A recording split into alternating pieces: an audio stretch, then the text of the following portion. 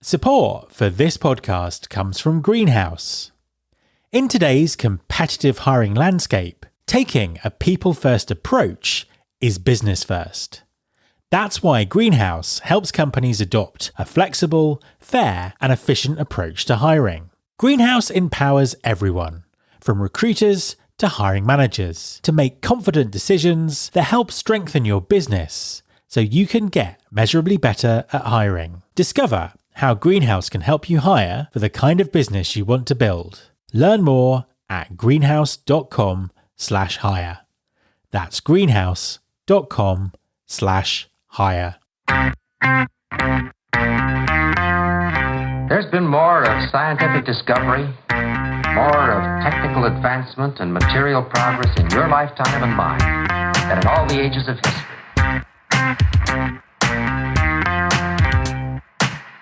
Hi there, this is Matt Alder. Welcome to episode 570 of the Recruiting Future podcast.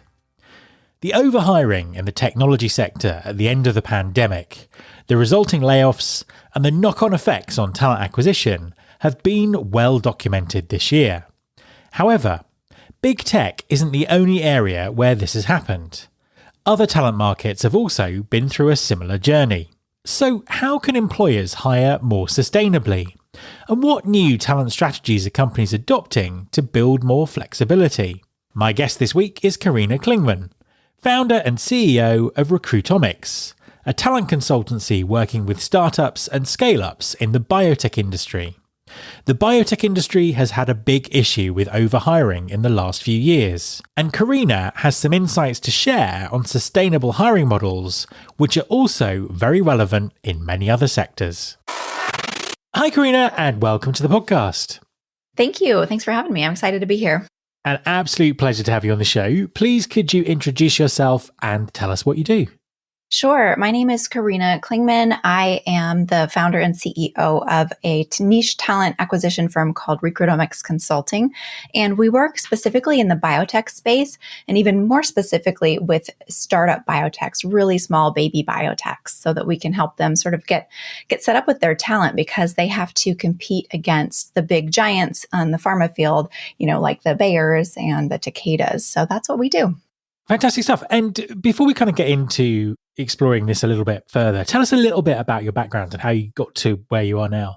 Sure. So I have a PhD in biochemistry. And when I was finishing up my PhD, I started to look for jobs like most of my colleagues that were also finishing up. And what I realized was a lot of the recruiters in the biotech space specifically didn't have a scientific background. And so sort of communicating what I did, and then in return, learning what the companies did, why it was interesting, what the day-to-day of the jobs were, things like that was really challenging. So I have always been a little bit entrepreneurial. I started my first business when I was 7. So I figured this was a good time to start again. And I created this little consulting firm, which was just me to begin with.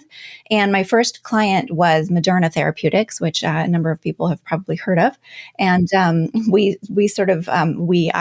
at that point was their scientific recruiter, really looking for the niche scientists. And I am an RNA biochemist. That was my training. So from there, what I realized was that there was a real need for this within the small startup space, and Moderna was growing. And so I started to work with smaller and smaller companies. And so that's what I've been doing for the last 10 years. At this point, we've worked with about 85 baby biotechs, with either working directly with them or through venture capitals and private equity firms. So tell us a little bit about the market. What's the talent market like in the biotech industry at the moment? Oh, it's weird at the moment. Yeah, it's been a ride. So, during the pandemic, I'd say the second half of 2020 through the first quarter of 2022 was booming. There was a lot of money in biotech.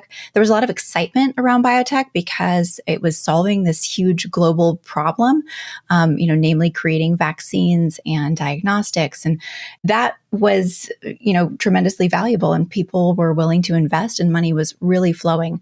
I would say, much like the tech sector, perhaps the money was flowing a bit too much at that time.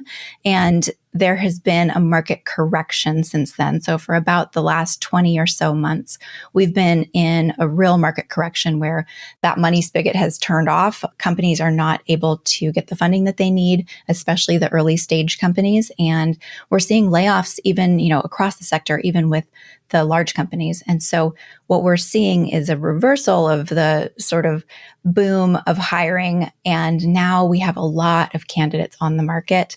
And it's definitely a different landscape than it was a few months ago. I mean, it's amazing how quickly things have changed, isn't it? It is, yeah. I suppose to give us a little bit more context, talk us through the biggest challenges that the small biotech companies have in terms of how they scale up.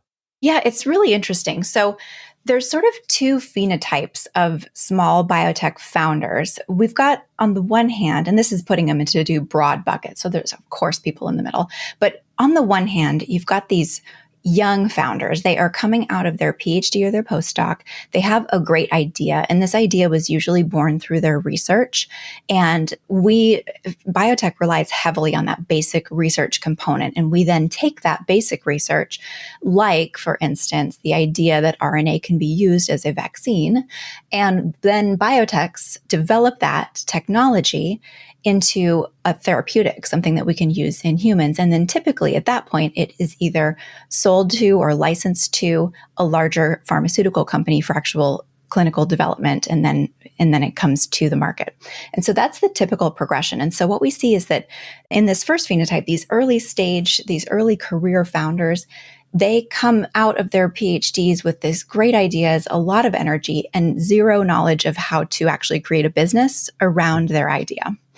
And so that's one big bucket. The other big bucket are founders that have come from a long career in big pharma. And so they have worked their way up to, chief scientific officer of a giant pharma. And then they are nominated, often by a venture capital firm, to become the CEO of a small company.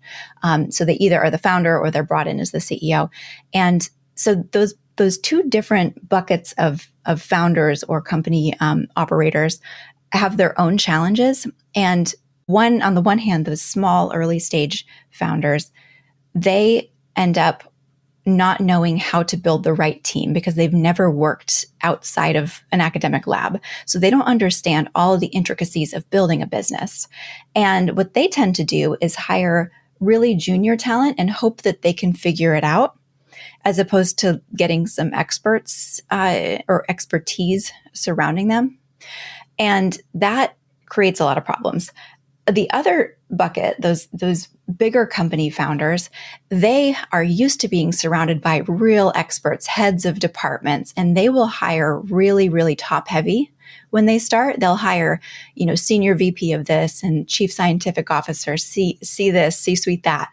And then those individuals are not doers and they're not in the lab doing things, and they expect to build out a large team. And so those companies end up being really top heavy and overhiring and running through their budget very quickly. So those are the problems that we see. That's really interesting. And I suppose I think the really interesting question for everyone listening is, how does talent strategy sort of fit into all of that? I mean, how do you help those companies align their talent strategy with their business goals? I mean, when you're kind of facing these two sort of very different but related issues from the different types of founder.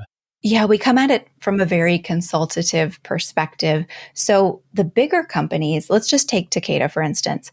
Takeda has a multinational presence. They have a huge recruiting engine. So they have their TA strategists, they have recruiters, they have schedulers, they have all of the things that go into running a TA process. And I think the strategy piece is really, really key. So sometimes, and I've actually heard some other guests on your podcast talk about the challenges of actually doing the strategy when you're in that company. Sometimes you are welcomed at the table and sometimes you are not. But the role of a TA strategist is really to look at the landscape of the company and of the market and to tell the company what is prudent and what is not prudent. Should we make that full-time hire? Should we leverage a consultant? Should we leverage a fractional expert? And that is what we bring to these little companies where they don't have that internal expertise because they're just too small. They wouldn't have hired that person yet. And then we also, so we sort of sit with these two types of founders. And for these more junior founders, we will connect them with experts that are usually fractional experts or consultants in the different business verticals that they need help in. And we'll advise them at this stage, hire lower level doers. You need your great lab technicians. You need your first scientists. You need to be getting the data points that are required to move your project forward. But you also need the expertise, but you don't need a full-time person. So we have a great suite of people that we recommend that are strategists in research and development, strategists in operations, whatever business need they have. And that's typically, actually for both camps of founders, that's typically what we end up prescribing when they have that limited budget. They're in their Series A. They think they have a lot of money in the bank, but it goes very quickly. If you have a $30 million Series A, it's shocking how fast that goes in biotech. So you really need to stay lean and focus on how do we scale this in a really intentional way without becoming too top heavy. I want to dig into that a little bit more in a minute, because I think that's fascinating in terms of the mix of types of talent that you're talking about there. Before we do, I just want to sort of talk about the talent themselves. So how do you go about convincing people that they should be joining these smaller companies rather than sticking with some of the large ones? What part does recruitment marketing, persuasion, sourcing, branding, how does that all work in this sector? It's incredibly valuable. That's one of the most fun parts of our job, to be honest. So I hire PhD level scientists who want to be close to the science still, but they want a career change. And so recruiting gives them the ability to stay really close to the science, really close to those companies. They're interfacing directly with the hiring managers who are boots on the ground in the lab. They're interfacing with senior leadership at the company. So what we do is, as a kickoff initiative, we create a bit of a marketing and branding package that we use internally. Sometimes our clients are in what we call stealth mode. I'm sure that that's familiar to some of your listeners, depending on industry. And so we can't say a lot about them publicly, but what we get from our counterparts there at the company is what we can say, what we can market. And sometimes that does require getting an NDA signed. But if we're able to do that, then we can play a huge role in getting candidates excited. And because of our deep scientific knowledge, that's a lot easier for us because we can speak to how really truly groundbreaking the science is and the mission of the company. So that's one of our favorite parts of the job. And it does require a lot of talking. It requires the personal connection because we don't have a lot of publicly available marketing materials that we can put out for these companies. Is the mission and the science the biggest thing that people are sort of looking for when they're changing jobs in the sector? They really are. Biotech is very mission driven. It's something that repeatedly we hear from our candidates, from the people working in the sector, from people who come from outside. So we've worked very deeply with some venture capital firms. Flagship Pioneering is one, and our TA counterpart there, the head of TA there, she is somebody who came from tech, and she specifically came to biotech because she loved the mission. And she wanted to be more mission driven. So this is a theme that we hear very strongly from our candidates and anyone working in the industry. We're directly impacting human health, and that feels really good. A quick message from our sponsor, Wonolo. Hi everyone, I want to tell you about Wonolo. That's Wonolo. Wonolo stands for Work Now Locally.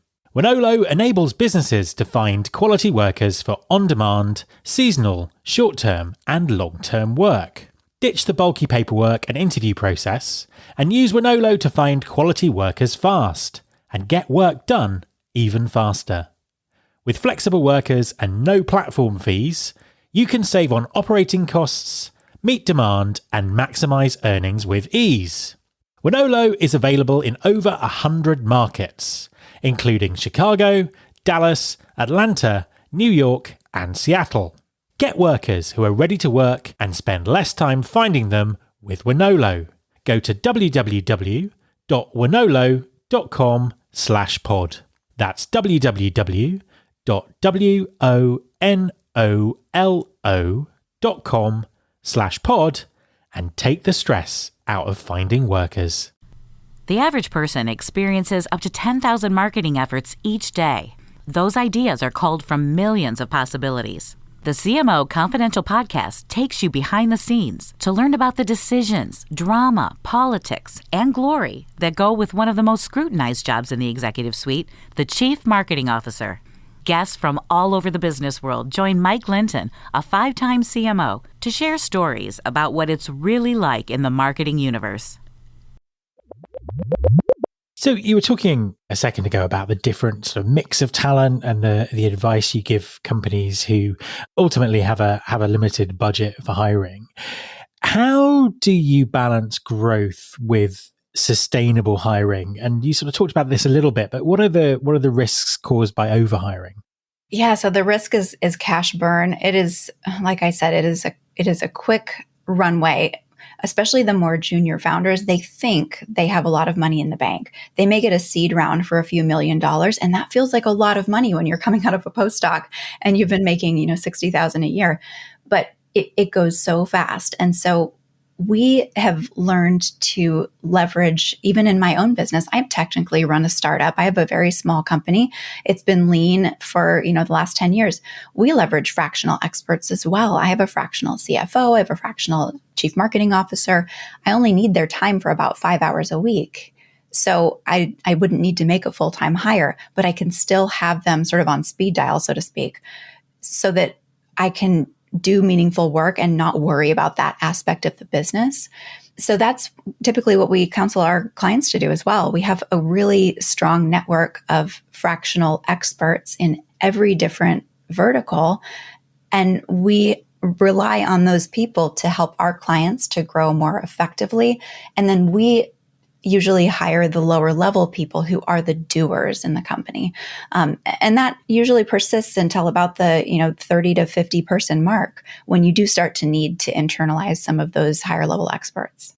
And what do you think larger companies in biotech or outside of biotech can learn from startups and scale-ups when it comes to talent acquisition? I think there's a lot of opportunity for larger companies to be a little bit leaner. There's a lot of bloat and a lot of money spent in those companies. And I know this because I know what these individuals are making, and I can see the number of high-level individuals in these organizations. So I think with the pandemic, one really interesting outcome is that businesses as a whole are more comfortable leveraging consultants and outside expertise. And so I think we're going to see the larger companies also moving toward this model a little bit more. And it's really exciting because for people like me, I love working with a lot of different companies because that's really fulfilling. That fills my cup to come every day to work to different problems and different exciting, therapeutic areas and learning new things about biotech. And I think that is really a fulfilling career for a lot of people. So we're seeing a lot of folks go into that more fractional, decentralized model. And I think that the big companies have a lot to gain there in terms of the organizational bloat that they occasionally seem to face. I think that's really interesting in terms of that sort of total talent thinking, that you have problems that you need to solve, you need specific skills, but actually in terms of how those skills come into your business, there are lots of different ways of thinking about it. And I agree with you that I think it's something that we're going to see more and more of. What impact, though, does that have on things like employee experience and employee brand? Because in the past, those things have tended to focus on the full-time employees of the organization. But I'm guessing that that's going to have to change if we move more towards this model of talent. Yeah, I think it will to some extent, but there's always going to be a core group of internal employees. That's unavoidable in biotech because of the intellectual property considerations, because of the lab-based nature of the work. There is no way to completely decentralize a biotech company when they must have lab spaces and you're not going to put a lab in your employee's garage for them. So there is going to be always a cohort of full-time internal people with these biotechs. I think that we are seeing a cultural shift, though, more broadly across all industries because of the hybrid work that we're seeing now.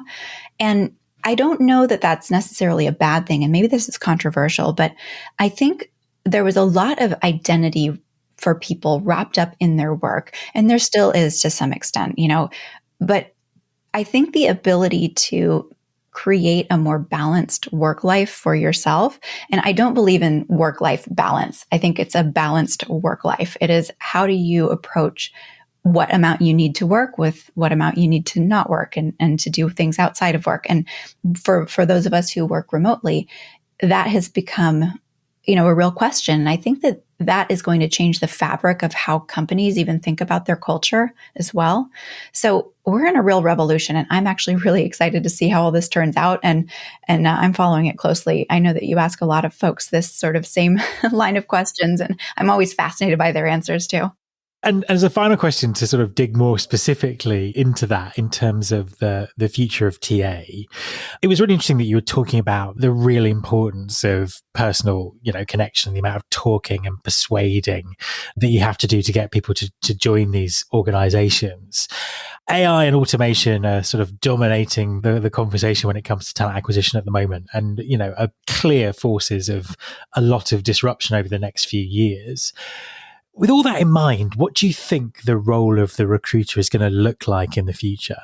Yeah, I think they're going to be community builders. I think the recruiters are going to be the touchstone for the community within the candidate pool. So to that end, we've actually formed a sister company called the Collaboratory Career Hub, where we are working directly with schools and companies for outplacement. There are a lot of layoffs right now in our sector, where we're helping to develop candidates' ability to job search more effectively. But in that vein, we've actually formed a really nice community where our recruiters are working directly with candidates, not necessarily in an immediate recruiting capacity, but we're sort of nurturing a talent pool for forever, for the future. And I think that community builder aspect is what recruiters are going to be within large companies and external recruiters like mine, who are working with a variety of different companies across the sector. So I'm excited about that, because I think community is something that we are going to see as a very important turning point, I would say, with this AI revolution, because we're going to lose that more and more. We've already lost it a little bit with the remote work. And so how do we build the communities? I think that's the real question. Carina, thank you very much for talking to me. My pleasure. It was great. My thanks to Carina. If you're a fan of the Recruiting Future podcast, then you will absolutely love our monthly newsletter, Recruiting Future Feast. Not only does it give you the inside track on what's coming up on the show, you can also find everything from book recommendations to insightful episodes from the archives, and get first access to new content that will help you understand where our industry's heading. For a limited time, subscribe to the Recruiting Future Feast newsletter and get instant access to the video recording of the recent remixed webinar on AI and talent acquisition, featuring some of the smartest thinkers in the industry. Just go to mattalder.me/webinar to sign up. That's mattalder.me/webinar. You can subscribe to this podcast on Apple Podcasts, on Spotify, or via your podcasting app of choice. You can also find and search all the past episodes at recruitingfuture.com, and don't forget to sign up for the newsletter, Recruiting Future Feast. Thanks very much for listening. I'll be back next time, and I hope you'll join me.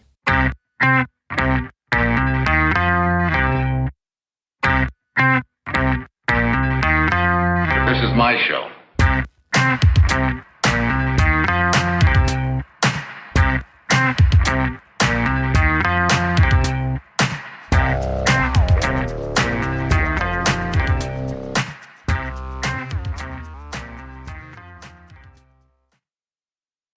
HR technology is a heck of a business.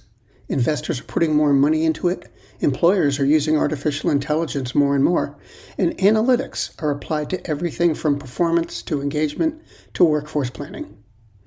I'm Mark Pfeffer, the editor of the HCM Technology Report and the host of Biotech, the podcast that's all about technology and how HR puts it to use. Subscribe to Biotech wherever you listen to your favorite podcasts.